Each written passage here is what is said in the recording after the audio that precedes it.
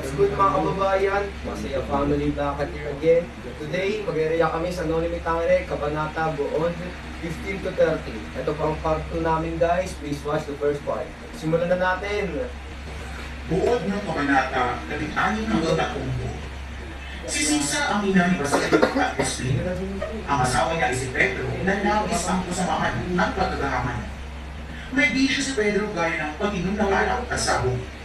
Bibigyan na lamang kung umuwi ng bahay si Pedro at kadalasan pang sinasaktan ng asawa kung hindi na mapagbibigay ng pera ang bisyo.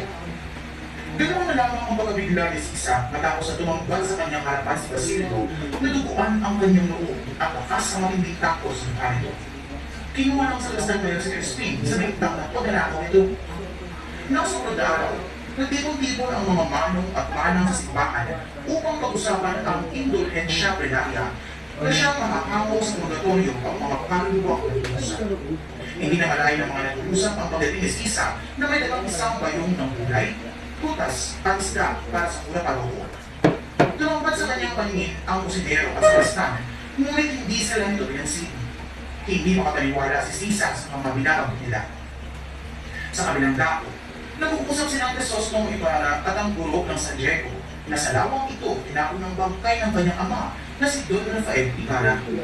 Nais nung ipagpatuloy ang simula ng kanyang ama sa pagtulong sa pag-aaral ng mga bata. Dito isa-isa ang mga suliranin ng guro patulad na lamang ng nawawala ng interes sa pag-aaral dahil kulang sa panghihigayan mula sa kanilang mga magulang at kung mayroon may nagiging sagabal naman sa kanila ang kahirapan. Isa pa'y kailangang iwasto at maisaayos ang pagtuturo. Nakasanayan ng mga bata ang magsaulo sa halip na unawain kung buti ang pinag-aralan. Matapos ang pag-uusap sa lawa, dumalo si Crisostom Ibarra kasama ang guro sa isang ulok ng tribunal. Dumalo ang dalawang partido ng bayan na magkasalungat ang opinyon at mga isilasulong. Ang Partido Konservador o Konservado na binubuo ng mga martalidad at Partido Liberal na pinabibilangan naman ng mga kabataan. Ang mga paksa ng pagpupunta iyon ay tungkol sa gaganaping kapistahan at ang pagtatayo ng paaralan para sa bayan. Sa dami ng kanilang pinagtalunan para sa kapistahan, ang desisyon pa rin ng simbahan ang nanatig o masusunod para sa kapistahan. Matapos pumunta sa simbahan, bulong-bulong na uwi si Sisa sapagkat hindi niya alam kung ligtas ba ang kanyang mga anak. Nagpang-ako sila ng gwardiya sibil sa daan. Pilit siyang pinapaamin na ilabas ang 2 onsang minakaw ng kanyang mga anak.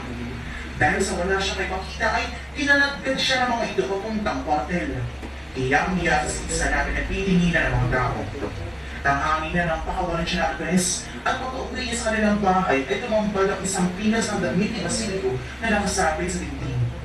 Labis ang kanyang naging pag-aalala kaya siya ay tumakbo papuntang bayan ang nagsisisigaw sa paghahanap ng kanyang mga anak. 3 araw ang naging paghahanda ng mga mamamayan ng San Diego para sa darating na pistahan. Napag-usapan si Padre Salvi na natatakalan iba ang pag-uugali simula nang dumating na San Diego si Maria Clara. Plano ng magkatipan na magkaroon ng picnic sa ilog kasama ang kanilang mga kaibigan. Iminagtayo ni Maria Clara na huwag niyang imbitahin si Padre Salvi, ngunit hindi siya ngayon na ni Crisostom Ibarra. Sumakay sa dalawang bangka habang nangingisda ang mga kababaihan at kalalakihan. Ngunit nang magkaroon ng butas ng bangka ng mga binata, ay napalipas sila sa sinasakyan ng mga dalaga. Wala silang mahuli ng mga isda dahil mayroong mga buhaya kaya nilundag ng bilogo ng bangka na si Elias. Naglaban ng dalawa sa ilog na ang hindi namang sinabulungan ni Crisostom Ibarra hanggang sa mapatay ko nito. Nagpublis Padre Salvi sa isang puno at doon niya nakita ang mga kababaihang nagtatapisaw sa batis. Nanilip siya at nakinig sa mga nag-uusap, ngunit pinigil niya ang kanyang sarili. Dumating si Sisa na nakasala ang pakainin ni Ibarra, ngunit umalis din kaya na mag-usapan ang pagkawala ng kanyang mga anak. Dumating ang mga gwardiya sibil at sargento upang hanapin si Elias sapagkat ito ay di umano ang nanakit kay Padre Damaso. Nasumunod na araw, pumunta si Ibarra sa bahay ni Piloso Potasio upang humingi ng payo tungkol sa paaralan na nais niyang pasimulan. Sinunang magkamalang Piloso at inungkahin sa mga pinikilalang tao sa lipunan tulad ng pura dapat isang uni ni Ibarra ang kanyang mga binabalak. Ika-10 ng Biyembre at Pisperas ng Pistahan sa San Diego.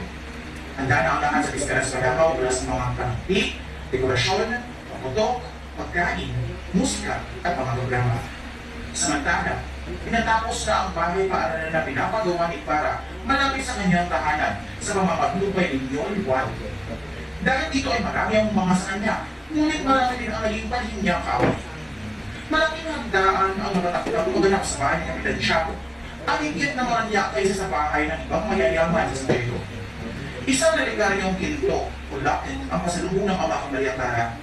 Namasyal sila sa isang sulong na daan ay may isang ketongin na tumawag ng pansin ni Maria Clara, kaya tinilimos ito ang locket na kabibigay pa lamang ng kanyang ama.